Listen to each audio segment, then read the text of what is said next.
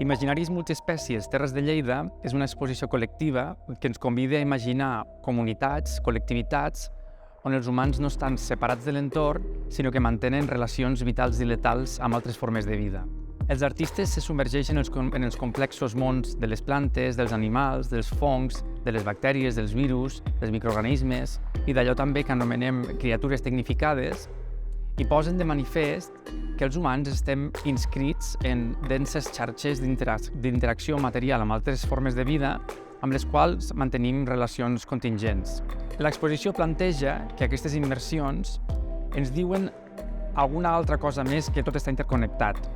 Aquestes immersions, a banda d'aportar-nos nous coneixements, ens exhorten a que transformem les nostres maneres de ser, les nostres maneres de sentir, les nostres maneres de pensar. L'exposició col·lectiva inclou 9 projectes ja realitzats i 5 projectes de nova producció.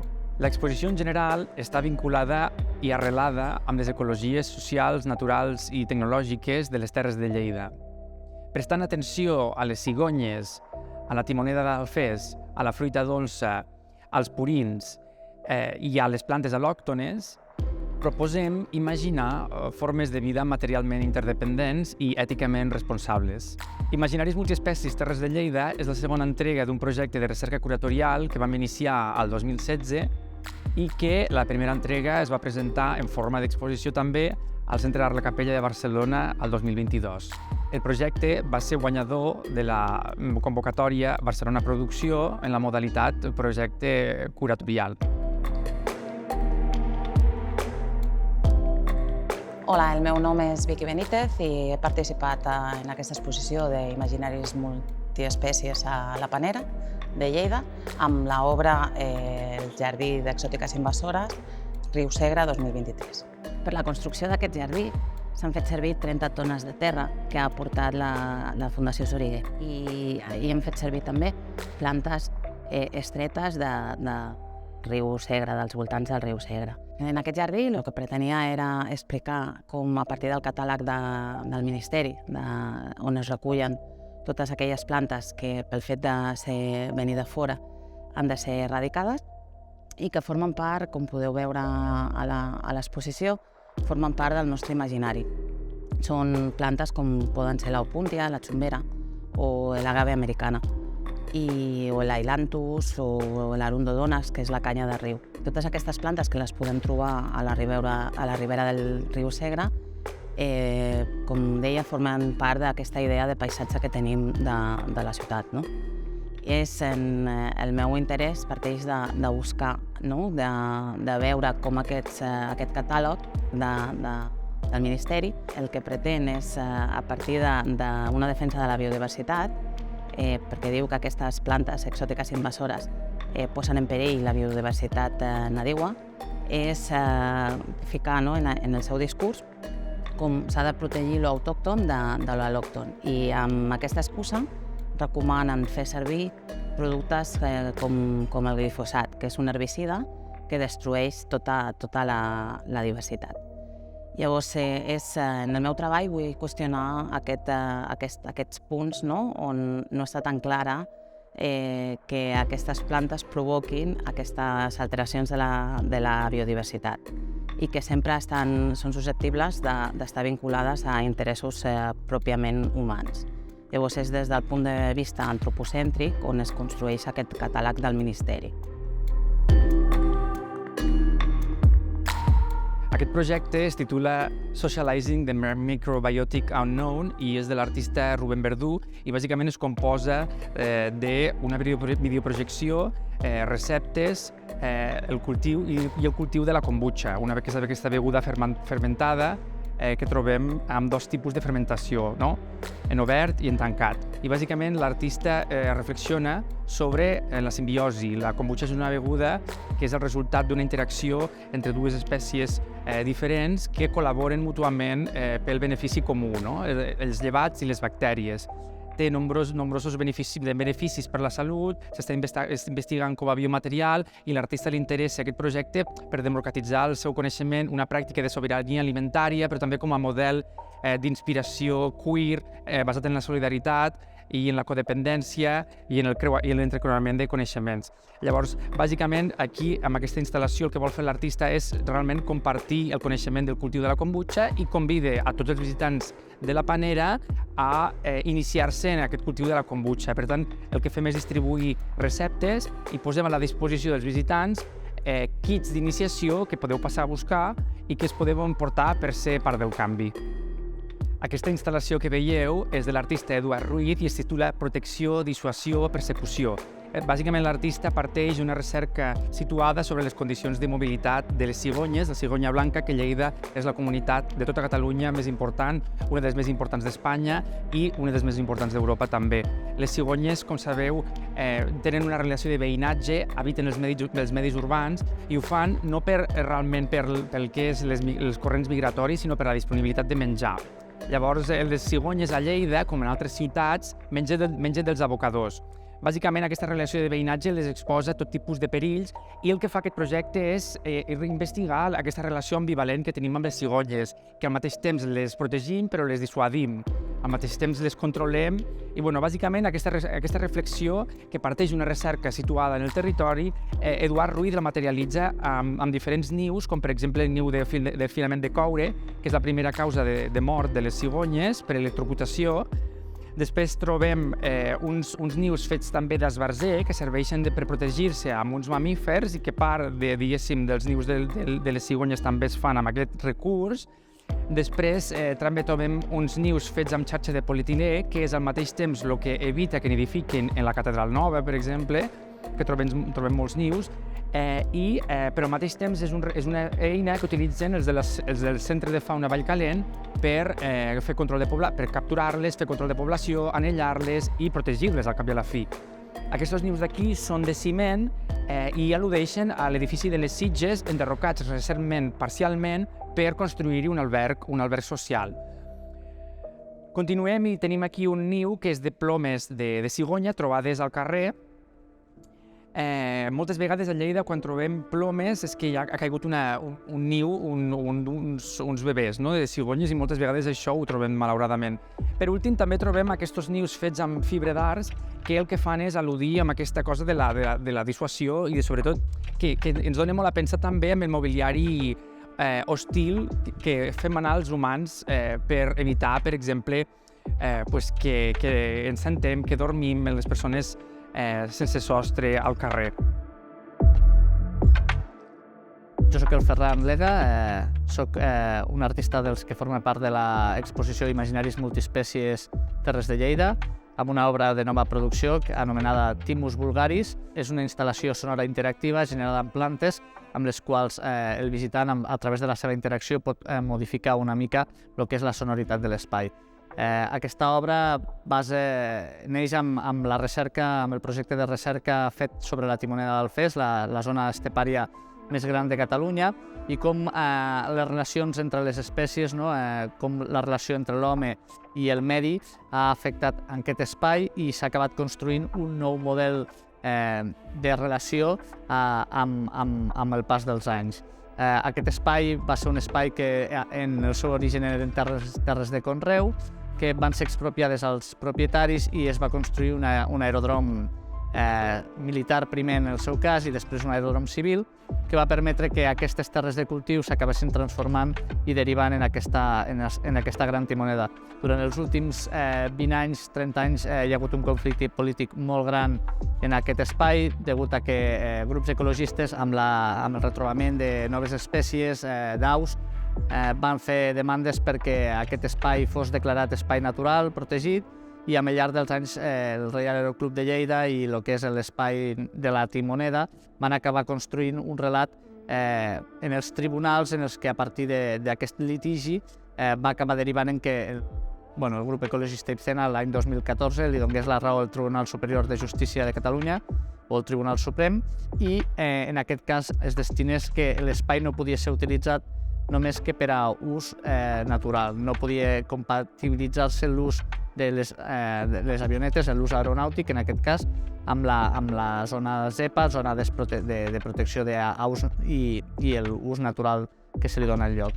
Llavors jo, amb aquest projecte, per donar una mica de veu amb un amb una de les plantes més icòniques d'aquest espai, que és el timó, la farigola, no?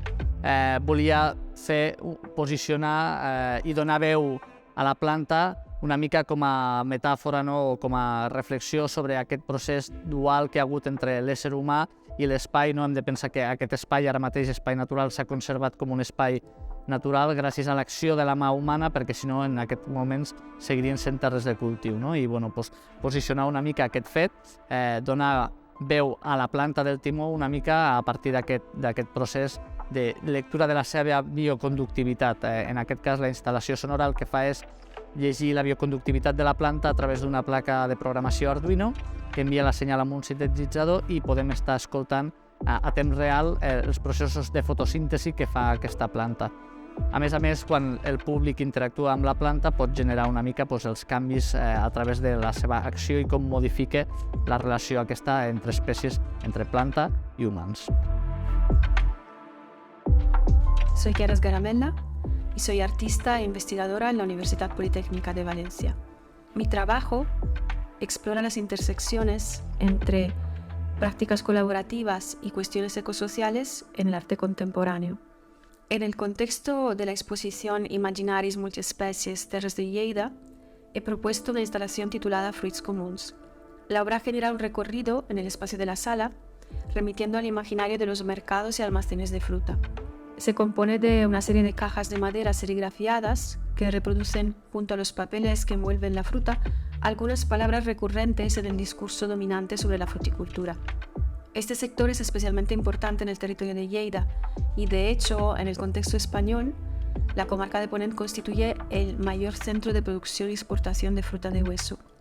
El proyecto surge a partir de un proceso de investigación transdisciplinar y mediante el diálogo con diferentes agentes locales relacionados con este sector. Mi principal objetivo era abordar algunas de las complejas implicaciones sociales y ambientales relacionadas con la expansión de la fruticultura intensiva.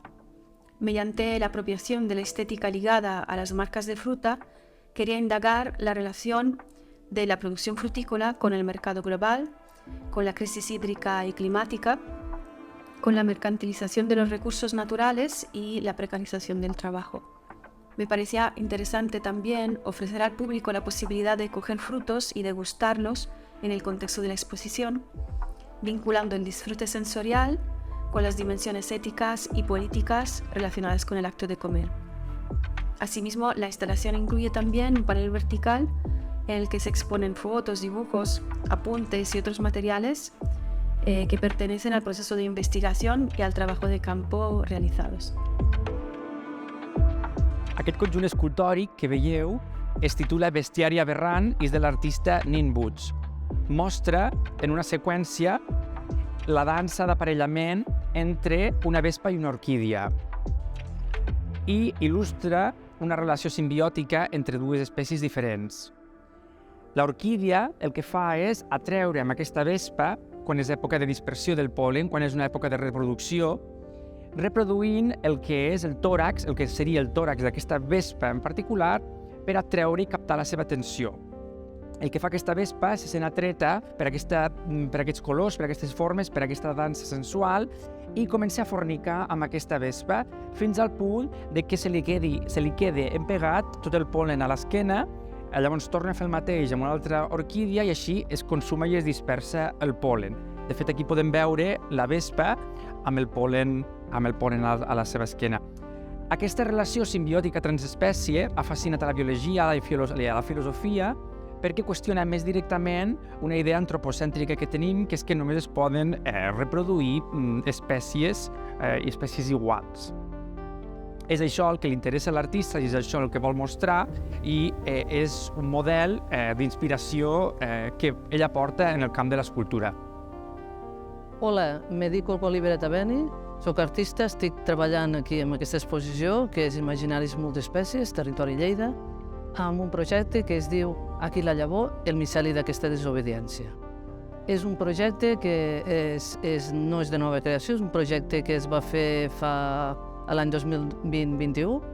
És un projecte que versa entorn als bolets i no només als bolets, que és la part externa, sinó també el miceli, que és aquesta part interior que hi ha en els bolets. Diguéssim, el bolet és la part exterior i el miceli és la part interior. Es tracta de fer de diferents històries al voltant d'aquestos diferents micelis i bolets.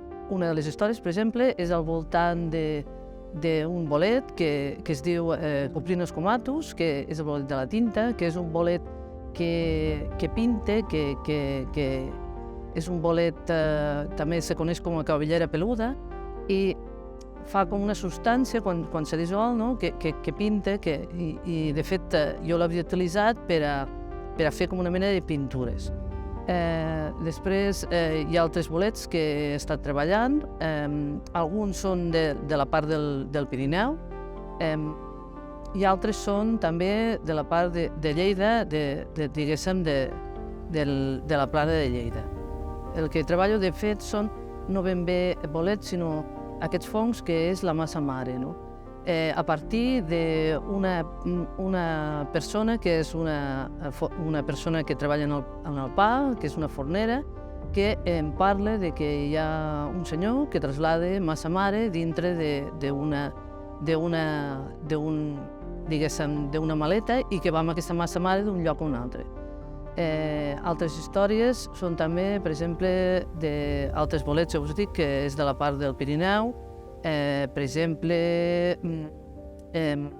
bolets de diferents tipus, però també parlo també, per exemple, del Matsutsake, que és un bolet que també és un bolet que creix en entorns molt degradats i que, en canvi, té un preu molt elevat, no?, al mercat. Els xinesos, de fet, el consumeixen moltíssim.